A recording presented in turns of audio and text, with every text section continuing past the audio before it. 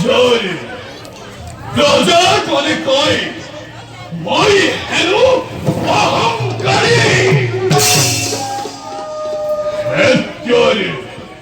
সন্তান আমি অস্ত খেলাই হয়েছে আমার একমাত্র কর্তব্য কিন্তু বহুদিনে মেঘয়া কৰিবলৈ যোৱা গতিকে এইবাৰ ভাবিছো মেঘয়াৰ হেতু মই কৰিম যাত্ৰা সেই হেতু দাদাৰ পৰা মই মেঘয়া যাত্ৰাৰ লওঁ অনুমতি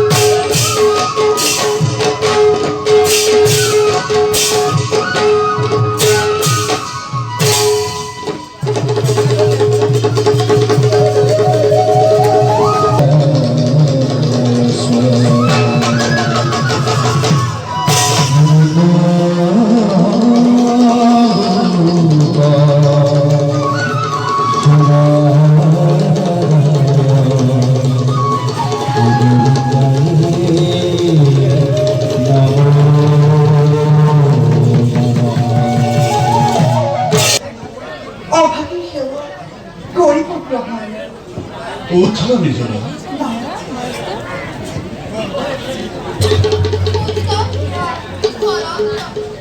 오타 마사 বারো আসল বাসা ডাঙৰ হলে তুমি কি কৰিবা? ডাঙৰ হ'লে মই বিৰিন্দা খুৰাৰ লগত মৃগয়া কৰিবলৈ নাপায় বাসা জীৱ হত্যা মহাপাপ। গতিকে সেই আশা মনত কেতিয়াও মানিবা বাসা।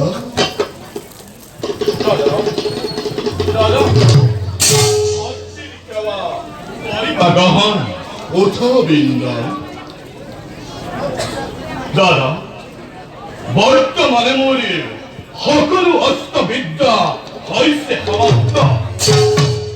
কিন্তু দাদা, আজিলৈকে মই উপযুক্ত যোদ্ধা বিচাৰি পোৱাই নাই। বিন্দা, তোমাৰ অস্ত্ৰ শিক্ষা সমাপ্ত হ'ল সঁচা, কিন্তু এতিয়াও তুমি বহু শিক্ষা ল'বলৈ বাকী আছে। গতিকে ভাল দাদা, অধৈৰ্য নোহোৱা তুমি। দাদা, মৃগয়া যাত্ৰাৰ হেতু প্ৰবল ইচ্ছা জাগিছে মোৰ। হয়, জীৱ হত্যা মহাপাপ। গতিকে সেই আশাতই ত্যাগ কৰোঁ ভাই। নাই নাই দাদা, কিন্তু শাস্ত্ৰ মতে জীৱ হত্যা মহাপাপ। পিতামহসকলে আগেই যি ভুল কৰিছিল, বৰ্তমান পুনৰ তুমি সেই ভুল কৰিবা। নালাগে মোক শাস্ত্ৰ বিদ্যা দিব জ্ঞান।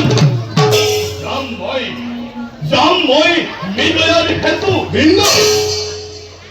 যদি মৃগয়া যাত্ৰা কৰিবলৈ গৈ জীৱ হত্যা কৰি এই বৃন্দাৰ মহাপাপত লিপ্ত যাব লাগে, তাৰ বাবেও মই নতুন চিন্তা। দিয়া দাদা, দিয়া অনুমতি, যাওঁ মই মৃগয়াৰ হেতু।